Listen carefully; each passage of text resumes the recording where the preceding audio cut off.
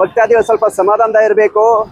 ದುಬೈಲಿ, ಇರಾನಲ್ಲಿ ಎಲ್ಲ ಕಡೆ petrol rate ಕಮ್ಮಿ ಆಗಿದೆ, ಇಂಡಿಯಾದಲ್ಲಿ ಕಮ್ಮಿ ಆಗಿಲ್ಲ ಅಂತ ಎಲ್ಲ ಲಬೋ ಲಬೋ ಅಂತ ಹೇಳ್ತಾ ಇದ್ದಾರೆ.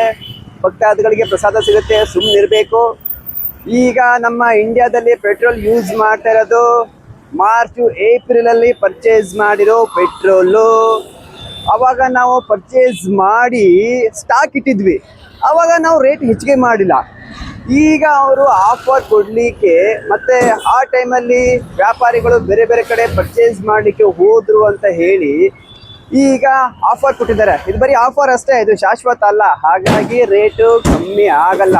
ಕಮ್ಮಿ ಆಗುತ್ತೆ ಯಾವಾಗ ಅಂತ ಹೇಳಿದ್ರೆ, ಆವಾಗ ಸ್ಟಾಕ್ ನಾವು ಪರ್ಚೇಸ್ ಮಾಡಿದ್ವಲ್ಲ, ಅದು ಖಾಲಿ ಆದಮೇಲೆ ಹೊಸ ಸ್ಟಾಕನ್ನು ನಾವು ಯಾವಾಗ ಪರ್ಚೇಸ್ ಮಾಡ್ತೀವಿ ಆವಾಗ ಕಮ್ಮಿ ಆಗುತ್ತೆ. ಅಲ್ಲಿ ತನಕ ಭಕ್ತಾದಿಗಳು ಸ್ವಲ್ಪ ಸಮಾಧಾನ ಇರಬೇಕು.